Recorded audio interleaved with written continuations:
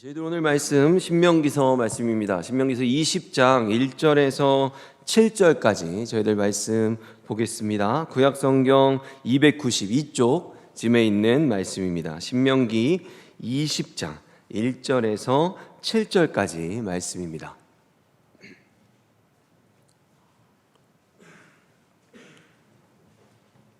신명기 20장 1절에서 7절까지 말씀 저희들 함께 교독하겠습니다.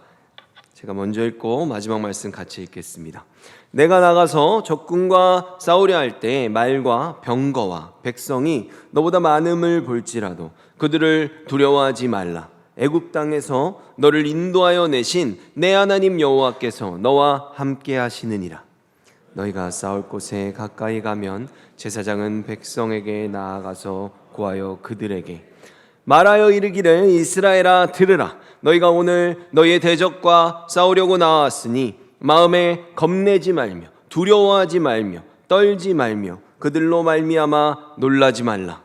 너희 하나님 여호와는 너희를 위하여 너희 적군과 싸우시고 구원하실 것이라 할 것입니다. 책임자들은 백성에게 말하여 이르기를 새 집을 건축하고 낙성식을 행하지 못한 자가 있느냐? 그는 집으로 돌아갈지니 전사하면 타인이 낙성식을 행할까 하노라. 포도원을 만들고 그 과실을 먹지 못한 자가 있느냐? 그는 집으로 돌아갈지니 전사하면 타인이 그 과실을 먹을까 하노라. 함께 읽겠습니다. 여자와 약혼하고 그와 결혼하지 못한 자가 있느냐? 그는 집으로 돌아갈지니 전사하면 타인이 그를 데려갈까 하노라 하고 아멘. 저희들 오늘 이 말씀 가지고 천국을 준비하는 삶이라는 제목으로 함께 말씀 나누겠습니다. 여러분, 저희들 오늘 본문이 신명기서의 말씀이죠. 이 신명기서의 말씀은 모세가 출애굽한 이스라엘 백성들을 이끌고 와서, 그렇죠? 그 모세의 마지막 설교문을 담았다라고 하는 그 모압 평지에서 모세는 가나안 땅에 들어갈 수 없었잖아요. 그래서 마지막으로 이스라엘 백성들에게 교훈을 주는 그 대목입니다. 그리고 특별히 오늘은 그 이스라엘에게 교훈을 주는데요, 이 신명기의 말씀은 뭐냐면 너희가 이제 가나안 땅에 들어가면 계속해서 전쟁을 해야 된다는 거예요. 여호와의 기업을 얻기 위해 정복 전쟁을 이제 하지 않습니까? 그 전쟁을 행할 때 너희들이 어떤 마음의 자세, 어떤 규례들을 지켜야 하는가, 그것에 대해서 지금 미리 알려주시는 대목입니다. 그래서 어떤 마음가짐, 어떤 자세, 그거부터 한번 생각해 보면 3절, 4절을 한번 더 제가 읽어보면요, 말하여 이르기를 이스라엘아 들으라. 이것도 굉장히 중요한 말씀이에요. 여러분, 저희가 신명기 6장의 말씀을 보통 쉐마라고 하거든요. 그래서 하나님의 말씀에 대해서 굉장히 강조하는 말씀으로 저희들이 알죠. 여기서 이스라엘아 들으라, 이것도 쉐마입니다. 그러니까 이것도 굉장히 중요한 신명기의 말씀으로 저희들이 꼽을 수 있는 부분인 거죠. 너희가 오늘 너희의 대적과 싸우려고 나왔으니 마음에 겁내지 말며 두려워하지 말며 떨지 말며 그들로 말미암아 놀라지 말라. 전혀 두려워하지 말라는 거죠. 근데 너희 하나님 여호와는 너희와 함께 행하시며 너희를 위하여 너희 적군과 싸우시고 구원하실 것이라 할 것이며 아멘. 어떻습니까? 너희가 앞으로 들어가서 전쟁을 굉장히 많이 할 거야. 근데 그 전쟁은 뭐예요? 너희의 전쟁이 아니야. 그러니까 걱정하지 마. 하나님께서 하실 거야 라고 지금 말하고 있습니다. 근데 제가 여러분에게 늘 말씀드리지만 우리가 구약 성경을 볼 때요, 여호와라고 하나님을 호칭하면서 그 이야기가 많이 나오잖아요. 그러면 여호와라는 하나님의 이름은요, 하나님께서 하신 약속을 지키시는 하나님을 강조할 때 하나님을 많이 부르는 호칭입니다. 지금 가나안 땅, 하나님의 나라, 하나님의 백성을 그곳에서 다시 세우시겠다는 그 약속을 하나님이 지키신다. 그리고 그 약속을 지키시기 위한 모든 전쟁을 친히 수행하실 것이다 라고 지금 강조해서 말하는 부분입니다. 겁내지 말며 두려워하지 말며 떨지 말며 놀라지 말라이죠. 그래서 여호와 하나님께서 친히 전쟁하실 것을, 그래서 적과 싸워 너희를 구원하실 것이라고 말씀하고 있습니다. 그런데요, 여러분, 전쟁에 대한, 사실 이렇게 보면요, 굉장히 중요한 말씀이라고 제가 지금 말씀드렸잖아요. 쉐마로 시작했고, 이스라엘이 하나님의 약속을 지금 받는 그 약속의 수혜자로서 하나님의 모든 전쟁을 감당하실 것이라는 굉장히 중요한 부분을 지금 말하고 있습니다. 근데 이 중요한 메시지의 뒤에서요, 지금 5절에서부터 저희가 읽은 7절에까지 굉장히 많은 분량이거든요. 앞에 말씀하신 것만큼 그 뒤에 분량도 많아요. 근데 갑자기 여기서 하나님께서 굉장히 뜬금없이 그 전쟁에 참여시키지 말아야 되는, 집에 돌려보내는 소위 전쟁 면제 대상자들에 대해서 갑자기 언급하기 시작합니다. 5절에서 7절 말씀인 거예요. 근데 너무나 흥미로운 건 뭐냐면요, 여러분 지금 가나안 땅에 들어가서 한번 생각해 보세요. 가나안 땅에 들어갔어. 여호수아를 따라다녀. 정복 전쟁을 해. 근데 그때 이스라엘 백성들에게 가장 중요한 건 뭘까요?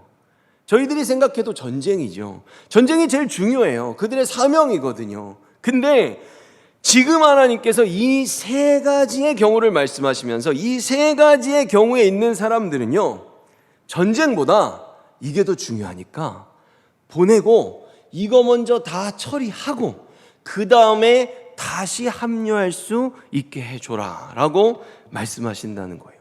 따지고 보면 전쟁보다도 이 세 가지의 일들을 그들이 행하는데 더 많은 우선순위를 지금 들어주고 계시다는 거예요. 그래서 그 면제의 사유들을 보면요, 이 면제의 사유들이요, 저희들이 겉으로 보면 정확하게 이해가 안 될 수 있지만 지금 요새 저희들이 회복에 대해서 다루면 굉장히 많이 초막, 집에 대한 이야기, 하나님의 나라에 대한 이야기들을 많이 나눠오지 않았습니까? 이 부분들에요, 계속해서 집이라는 단어가 강조되는 것을 볼 수 있습니다. 무엇인가 하면 하나님이 전쟁 가운데 예외로 빼주시고 더 우선순위를 두는 그들의 삶이요, 천국을 예표하는, 천국을 이 삶 가운데서 그들이 느낄 수 있고 미리 누려볼 수 있는 삶의 국면이 그들에게 찾아왔을 때 그들은 전쟁보다 이게 더 우선이라고 말씀하신다는 거예요. 여러분 저희들이 생각해 봐야 됩니다. 우리들 한번 인생의 두 가지의 측면으로 생각해 봤으면 좋겠어요. 우리의 삶은 이 세상 가운데 영적 전쟁 가운데 살아가죠. 그러나 하나님이 그 영적 전쟁 가운데는 우리들에게 더욱더 우선순위를 두는 건 뭐라는 거예요? 우리들의 심령 가운데 하나님과 함께하는 그 기쁨과 즐거움, 그리고 하나님의 나라가 이루어지는 그것이, 하나님은 이 전쟁을 하는 것보다, 아니 오히려 이 전쟁을 하는 가장 주된 목적이라는 겁니다. 하나님이 주고자 하는, 하나님과 함께하는 그 기쁨을 누리게 하는 것, 그것이 지금 하나님이 이 모든 가나안에서 전쟁보다도 더 우선순위에 세우는 그 목록들이라는 거예요. 전쟁을 말하는데 우리는 생각할 수 있죠. 갑자기 왜 전쟁을 얘기하시다가 면제 대상자들을 갑자기 이렇게 자세하게 얘기하실까? 근데 여러분, 우리가 그 생각을 할 수 있어야 돼요. 이 사람들이요, 국가적으로는, 대승적으로, 대의적으로는 전쟁을 하고 있죠. 그러나 하나님은 이 전체를 이끄시는 가운데 우리들 한 명 한 명 각자의 인생을 하나님이 우리들 하나하나게 예비하신 그 인생의 길로 우리를 이끌어 가십니다. 그곳에서도 우리들에게 충실케 하시는, 하나님이 예비하신 것들을 다 누리게 하시는 그 역사를 하나님은 완벽하게 한치의 오차도 없이 다 이뤄 가신다는 거죠. 여러분, 우리가 인생을 살아갈 때요, 잘 생각해야 돼요. 뭘 잘 생각해야 되냐면, 이스라엘은 지금 왜 삽니까? 너희들 왜 가나안에 들어가는 줄 알아? 전쟁하려고. 아니죠. 지금 하나님이 우리한테 뭘 말씀하세요? 하나님이 우리들 한 명 한 명을, 그리고 각자를 이끌어 가시는 그 삶의 우리의 목적은요, 내가 전쟁을 해야 돼? 아니 내가 사업가로 성공을 해야 돼? 나는 어떤 직업을 가져서 굉장히 돈을 많이 벌어야 돼? 그게 아니에요. 어떤 삶의 모습을 살아가든지 간에 하나님은 우리를 구원하기를 원하십니다. 우리가 결국 하나님의 백성 되기를 원하시는 거예요. 우리가 결국 하나님의 나라의 풍성함을 누리며 살아가고 그것을 영원히 영위하기를 하나님은 원하신다는 거예요. 내가 정말 하나님의 목적에 부합되는 삶을 살고 있는가, 우리가 생각해 봤으면 좋겠습니다. 우리의 최종 목적은 하늘 나라라는 것이죠. 여러분, 사람들을 보면요, 누구나 자신들만의 기준과 우선순위를 갖고 있어요. 그래서 제가 한번 얘기를 해보면, 그리고 많은 분들과 또 상담을 할 때요, 그럴 때 있어요. 내가 지금 이게 너무 중요해서 지금 하나님을 따를 수 없습니다. 내가 지금 사업이나 이런 거 나에게 부과되는 일들이 너무 많아서 내가 지금 예배할 수 없습니다. 근데 여러분, 이런 사항들이 지금 하나님의 역사를 보면 어떤 거예요? 사실 하나님을 잘 모르는 겁니다. 하나님을 정말로 잘 알고 정말 예수님을 나의 생명보다 더 사랑한다면 내 삶의 우선순위에 하나님이 지금 이 하나님의 나라를 두시는 것처럼 우리들도 하나님의 그 구원에, 하나님의 영원한 나라를 소망하는 그 우선순위를 우리의 삶에 제일 먼저 둘 수 있어야 한다는 거예요. 예수님이 그러셨던 것처럼 우리가 죽는다 할지라도 말입니다. 우리의 인생에는 다양한 삶의 국면들이 있어요. 전도서 3장 1절에서 2절, 8절에 뭐라 그럽니까? 범사의 기한이 있고 천하 만사가 다 때가 있나니, 지금 그런 거예요. 누군가는 포도원의 소출을 거둬야 되고요. 누군가는 결혼을 해야 되고요. 누군가는 지금 집을 지었어요. 다 때가 있는 거예요. 날 때가 있고 죽을 때가 있으며, 심을 때가 있고 심은 것을 뽑을 때가 있으며, 사랑할 때가 있고 미워할 때가 있으며, 여기서도 언급됩니다. 전쟁할 때가 있고 평화할 때가 있느니라. 아멘.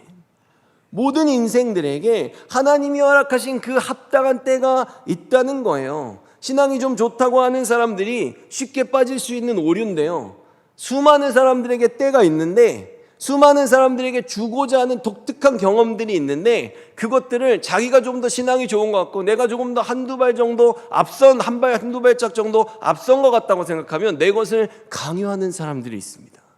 그래서 간증을 하러 다니고, 간증을 하다 보면 점점 더 자기가 중심이 되고 그것들을 강요해요. 나처럼 하라. 그렇게 못하는 사람들 마치 신앙이 없는 것처럼 그렇게 하는 사람들이 있습니다. 그런데요, 오늘 하나님의 역사를 보면 어때요? 하나님은 그 영혼 하나를 기필코 어떻게든 구원하시기 위해서 그들에게 맞춤식의 인생길로 우리를 이끌어 가신다는 겁니다. 지금의 이스라엘이라는 나라, 분명히 전체적으로 가나안에서 전쟁을 해야죠. 맞죠? 근데요, 이 각각의 인생의 특별한 때, 그 시기, 하나님이 이끌어가는 그 선물들을 만났을 때 그들은 집으로 돌려 보내라는 거예요. 그게 어떤 경우인지 보겠습니다. 첫째로는 새 집을 건축하고 낙성식을 행하지 못한 자들을 집으로 보내라고 하십니다. 집을 졌는데 집에 살지 못한 거죠. 둘째로는 포도원을 만들고 열심히 과수원을 돌봐서 이제 열매를 맺고 수확을 했는데 그 포도주를 만들어서 맛보지 못한 자들을 집으로 돌려 보내라는 거예요. 세 번째, 마지막은 약혼을 했는데 아직 결혼을 하지 못한 사람들이 있다면 그들도 돌려 보내라는 겁니다. 여러분, 근데 한번 보세요. 같은 신명기의 말씀인데요, 신명기의 끝에 쪽에 가서 28장 30절의 말씀에 보면 이런 말씀이 나옵니다. 이거는 하나님이 나에게 이 모든 신명기의 말씀들을 다 들었는데 이걸 불순종하는 자들에게 주시는 저주의 목록들이에요.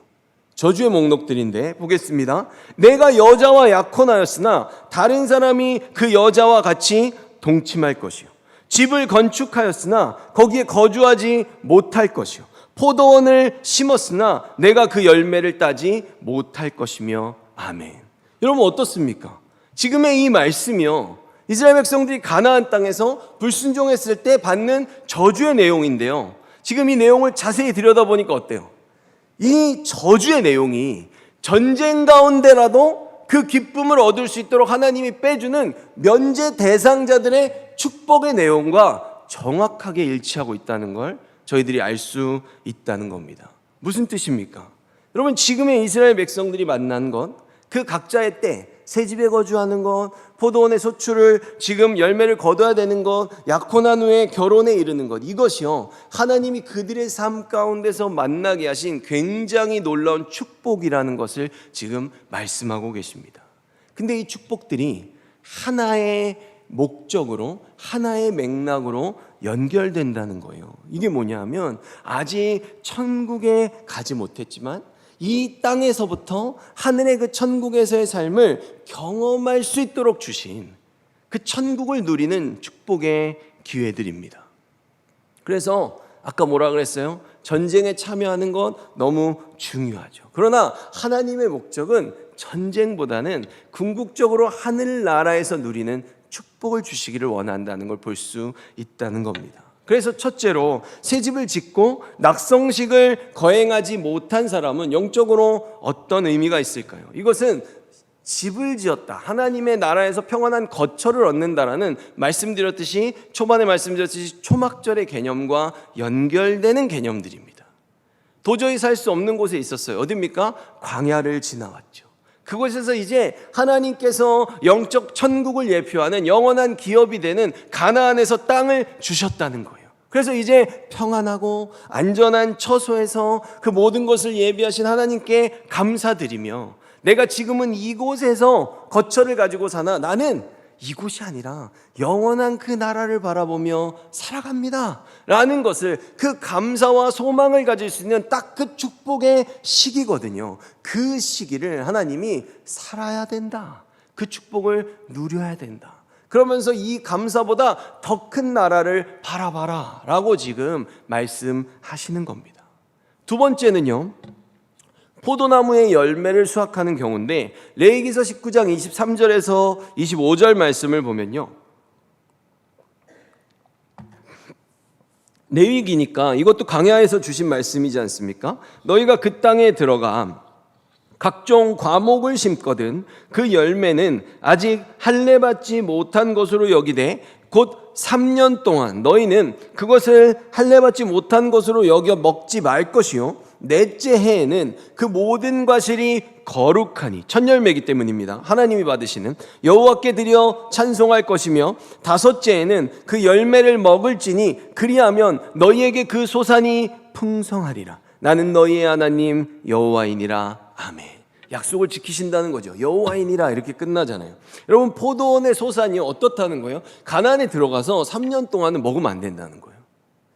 먹으면 안 돼. 그러니까 누구든지 간에 여러분, 우리가 이걸 생각해야 돼요. 다 같이 들어가서 다 같이 3년 동안 농사를 지었느냐? 그렇지 않아요. 왜냐하면 이스라엘은 땅을 점점 더 넓혀가는 상황이었거든요. 그러니까 새로운 땅에 들어가면 또 거기서 3년을 먹지 말고 4년째 하나님께 드리고, 마침내 5년째가 되면 드디어 그 포도원을 보면서, 와, 내년엔 드디어 우리가 포도원의 소출을 먹을 수 있어, 기쁨의 포도주를 우리가 즐겨 마실 수 있어 라고 이렇게 딱 준비하고 마음을 딱 다잡았는데 갑자기 전쟁이다 이러면서, 뭐 어디 몇 동 몇 호에 사시는 한영섭 씨 징집 대상자입니다 이러면서 이렇게 갑자기 그걸 이제 내일부터 포도를 따야 되는데 그렇게 끌려가는 상황이 펼쳐진다는 거죠. 근데 여러분, 초막절은 초막절, 장막절 같은 뜻이죠. 근데 하나의 이름이 더 있죠. 뭐 있습니까? 수장절이라는 이름을 갖고 있어요. 초막절은 모든 열매를 여름에 수확하고 그것들을 이제 열매를 수확할 수 없고 일을 할 수 없는 창고로 가지고 들어가서 그 모든 열매를 누리며 그 나머지 새 다른 곡식을 얻을 때까지 그 시간을 풍성하게 지낸다는 의미를 갖고 있습니다. 하나님이 나에게 주신 모든 영적 열매, 그리고 지금 여기서는 실제 열매죠. 그 열매를 가지고 기쁨을 마음껏 누리는, 수고에 대한 그 결실을 마음껏 누리는 이 천국을 예표하는 이 수장절의 기쁨을 누릴 수 있는 이 시기가 바로 이 두 번째 경우라는 거예요. 그래서 이 또한 천국과 관련이 있다는 겁니다. 세 번째 면제 대상자는요, 여자와 약혼하고 아직 결혼하지 못한 자를 집으로 보내라는 거예요. 여러분, 이게 어떤 상황입니까? 여러분, 고대 근동에서의 결혼식의 절차가 이래요. 어떤 남자가 어떤 여인이 마음에 들어요. 너무 좋아요. 그래서 그 여인하고 결혼하고 싶습니다. 그럼 먼저 가서 그 여인의 동네로 가서요, 청혼을 먼저 해야 돼요. 청혼잔치를 벌여야 되거든요. 근데 청혼잔치는 비용이 필요하잖아요. 그 비용을 아버지에게 받아야 됩니다. 아버지, 제가 누구누구가 너무 좋습니다. 결혼하고 싶습니다. 그래서 제가 청혼잔치 해야 되니까 저한테 이제 자금을 좀 주세요 라고 해서 그걸 받아서 가서 청혼잔치를 엽니다. 동네 사람들 다 불러 모으고요, 그 여인의 가족과 친지들을 다 부릅니다. 그래서 7일 동안 청혼잔치를 벌여요. 사사기 14장 1절에서 2절과 10절에 보면요, 삼손이 딥나에 내려가서 거기서 블레셋 사람의 딸들 중에서 한 여자를 보고 올라와서 자기 부모에게 말하여 이르되 내가 딥나에서 블레셋 사람의 딸들 중에서 한 여자를 보았사오니 이제 그를 맞이하여 내 아내로 삼게 하소서. 부탁하는 거죠. 삼손의 아버지가 여자에게로 내려가매 삼손이 거기서 잔치를 베풀었으니 청년들은 이렇게 행하는 풍속이 있음이더라. 아멘. 이것이 꼭 이스라엘에서만이 아니라 고대 근동 지방이라 그랬죠. 그때의 결혼의 풍습이 이러했다는 겁니다. 그래서 삼손이 이 풍습을 따라서 부모님에게 허락을 받고 그곳에 가서 청혼 잔치를 연 것이죠. 그래서 뭐 거기서 무슨 뭐 여우의 막 꼬리에 막 이렇게 뭐 그렇게 수수께끼를 내고 이런 내용도 나오지 않습니까? 근데 그것이 청혼 잔치에서 벌어진 일이에요. 근데 특별히 이제 이 잔치의 기간 동안에요, 뭐 하냐면 신랑은 서빙을 하는 겁니다. 시중을 드는 거예요. 그 잔치에 온 모든 사람들에게 막 포도주를 돌리고 음식을 돌리면서 열심히 시중을 들어요. 그 시중을 들면서 뭘 하는 겁니까? 아, 나라는 사람이 어떤 인간인지 보여주는 거죠. 야, 제가 좀 괜찮아, 내가 보니까 결혼해도 될 것 같아. 이런 신부의 모든 가족들 앞에서 소위 면접을 하는 겁니다. 그 7일이라는 시간 동안 그렇게 지내는 거예요. 그리고 마지막 7일이 끝날 때 신부에게 포도주 한 잔을 내밉니다. 그때 신부가 그 포도주를 받아 마시면 예스가 되는 거죠. 뭐 안 마시면 노가 되겠지만 저희는 일단 예스로 보고 그 다음으로 넘어가도록 하겠습니다. 너무 슬프잖아요, 그죠? 근데 결혼 승낙을 받으면 이제 신랑 어떻게 하냐? 집으로 갑니다. 신부는 두고 가는 거예요. 신부의 집으로 왔죠. 혼자 다시 자기 아버지 집으로 가요. 가가지고 그때부터 둘이 살 처소, 그 영원한 처막, 그 집을 마련하기 시작합니다. 이 기간을 보통 1년 정도가 됐다라고 보는데 꼭 정해진 기간은 아니에요. 그래서 신부는 어떻게 지내는 거예요? 신랑이 언제 올지 모르니까 그때까지 신부로서 단장을 하고 신랑을 기다리는 거죠. 신랑이 처소가 다 마련되면 올 거니까.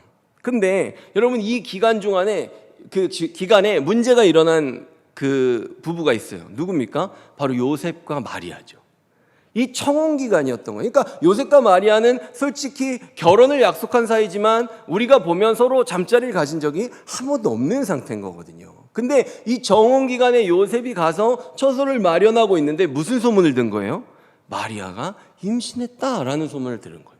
근데 이것을 요셉이 그래도 마음이 되게 좋은 게 뭐냐면 이걸 밖으로 알리면 어떻게 됩니까? 마리아는 죽어요. 간음한 거거든요. 돌 맞아서 죽어야 돼요. 근데 요셉은 마리아를 사랑하니까 조용히 끊고자 하여라고 하잖아요. 그죠? 그런데 천사가 와서 알려주잖아요. 그것은 성령으로 잉태된 거다. 괜찮다라고 하니까 그것을 듣자마자 요셉이 믿음이 좋은 게 가서 바로 마리아를 데려오잖아요. 왜 그래요? 배가 부르기 전에 데려와야 될 거 아니에요. 사람들이 의심하면 안 되니까.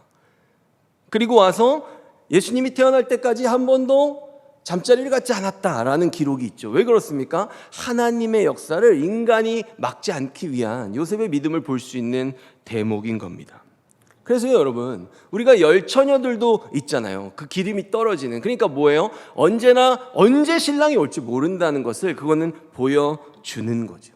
신부와 함께 살아갈 그 처소를 다 예비하게 되면 어떻게 하냐? 아버지에게 허락을 받아야 올 수 있습니다. 그러니까 예수님한테 제자들이 묻잖아요.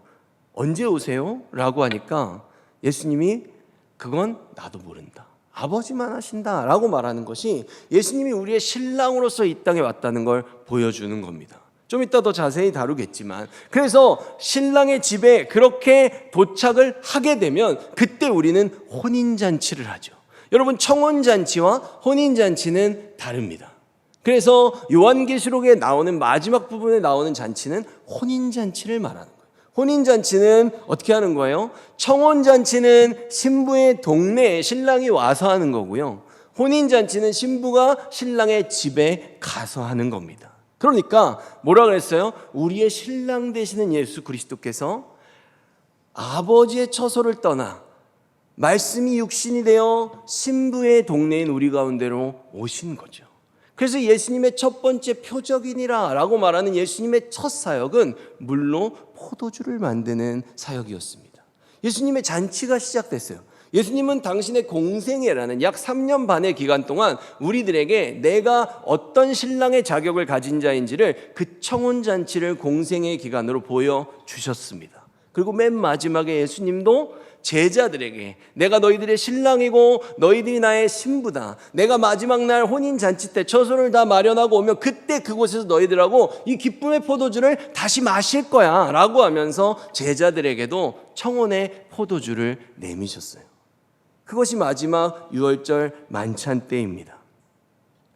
성경은 이것을 분명히 예수님의 첫 사역을 첫 표적이라고 말하고 있어요. 무엇입니까? 그분이 어떤 분인지를 나타내는 사역이라는 의미를 갖고 있는 거죠.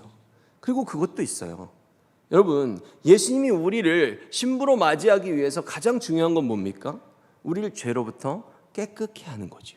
근데 예수님이 포도주를 만드실 때요, 그 항아리를 보면 그게 무슨 항아리였냐면 율법의 정결 예식에 쓰는 항아리였다 하지만 그건 율법이 아니에요. 실제 율법에는 항아리에 있는 물로 닦으라는 건 없습니다. 그게 뭐냐면 장로들의 유전이에요. 장로들이 자기들이 자의적으로 만든 법이었단 말이에요. 뭐예요? 뭘 먹던지 간에 그냥 그 항아리에 있는 물로 먼저 씻고 먹으면 우리는 무조건 죄가 없어졌어요. 그러나 예수님은 뭐라 그런 거예요? 그 물로 씻는다 그래서 너희들의 죄가 없어지는 거 아니고, 그 물로 씻는다 그래서 너희들이 나의 신부가 되는 거 아니고, 바로 포도주가 상징하는 나의 보혈로 너희들이 씻어야만 너희들이 정결케 될 수 있다라는 것을 보여주시는 대목이라는 것입니다. 그래서 예수님께서는 우리에게 포도주 잔을 주셨고요, 마태복음 26장 27절에 보면 또 잔을 가지사 감사 기도하시고 그들에게 주시며 이르시되 너희가 다 이것을 마시라 라고 말씀하셨다는 것입니다. 그리고 그 후에 예수님이 또 말씀하세요. 누가복음 22장 18절에 내가 너희에게 이르노니 내가 이제부터 하나님의 나라가 임할 때까지, 또다시 천국의 개념이 나왔죠. 포도나무에서 난 것을 다시 마시지 아니하리라 하시고 아멘. 그래서 우리는 신랑 되시는 주님과 우리가 새하늘과 새 땅에서 진짜 청혼잔치를 가지게 될 때 기쁨의 포도주를 다시 마시게 될 것입니다. 그래서 지금 우리의 신랑 되시는 예수님은 어디에 계세요? 요한복음 14장 2절에서 3절 보면 내 아버지 집에 거할 곳이 많도다. 그렇지 않으면 너희에게 일렀으리라. 내가 너희를 위하여 거처를 예비하러 가노니 가서 너희를 위하여 거처를 예비하면 내가 다시 와서 너희를 내게로 영접하여 나 있는 곳에 너희도 있게 하리라. 아멘. 아버지의 집으로 우리가 간다고, 우리가 그런 신부가 될 거라고 말씀하고 계십니다. 그래서 지금 예수님께서는 보좌 우편에서요, 우리와 함께 영원히 살아갈 처소를 마련하고 계십니다. 그래서 하나님께서 이제 신부를 데려와도 좋다고 허락을 해주시면, 마가복음 13장 32절에서 33절에 그러나 그날과 그때는 아무도 모르나니 하늘에 있는 천사들도 아들도 모르고 아버지만 아시느니라. 주의하라, 깨어있으라, 그때가 언제인지 알지 못함이라. 아멘. 아버지의 허락을 받고 우리를 데리러 오신다는 겁니다. 여러분, 이처럼 오늘 신명기의 말씀에서요, 청혼 기간만 끝내고 막상 혼인을 하지 못한 경우에 집으로 왜 돌려보내줍니까? 이 진짜 혼인잔치를 경험함으로써 우리가 훗날 하나님의 나라에서 갖게 될 그 천국 혼인잔치의 기쁨을 이 땅에서 맛볼 수 있는 놀라운 기회이기 때문이에요. 인생의 국면이라는 거죠. 그래서 이 세 가지의 경우 모두가 바로 우리가 마지막 초막절인 새하늘과 새 땅에 입성하는 마지막 날의 그 영원한 하늘나라의 경험을 이 땅에서 미리 해볼 수 있는, 맛볼 수 있는 그 천국의 국면들을 전쟁의 예외로 지금 하나님이 말씀해주고 계신다는 것입니다. 새로운 집, 그 초막을 드디어 짓고 그 집에서 살아가는 것, 평안한 가운데 살아가는 거죠. 포도나무의 그 소출과 그 삶의 모든 일련의 결실을 이제야 봄으로써 새 포도주를 마시는 기쁨을 누리는 것, 나의 이제 정혼기간을 지나 진짜 혼인잔치를 통해서 그 삶의, 그 사랑의, 그 궁극의 기쁨을 느끼는, 그 혼인의, 그 결실의 기쁨을 느끼는 인생, 이 모든 것들이요, 전쟁도 중요하지만 이 땅 가운데 우리가 영적 사명도 중요한데 하나님께서는 그 사명 가운데 우리를 어디로 부르십니까? 그 사명을 감당하는 이유가 바로 하나님의 나라를 위함이라고 말씀하신다는 거죠. 그래서 이 모든 경우들을요, 천국의 삶을 경험할 때 전쟁의 예외적인 사안으로 허락해 주셨다는 겁니다. 여러분, 우리들의 삶에는 다 때가 있습니다. 우리들도요, 각자 이 세상에서요, 나름의 전쟁 가운데 살아가고 있습니다. 힘든 때가 있고, 풀리는 때가 있고, 쉴 때가 있고, 울 때가 있습니다. 근데 이런 모든 시간들을 하나님이 왜 주신다는 거예요? 우리가 하나님의 백성 될 수 있도록, 주님을 놓지 않을 수 있도록, 그리스도의 신부로 살아갈 수 있도록, 우리가 그래서 늘 깨어서 신랑 되시는 예수님을 기다리게 하시기 위한 그 삶을 허락하셨다는 것입니다. 그러니까 저희들요, 이 땅에서요, 아무리 우리의 삶이 고되다고 할지라도 우리가 그 천국 소망을 가지고 인내의 믿음으로 살아가길 간절히 소망합니다.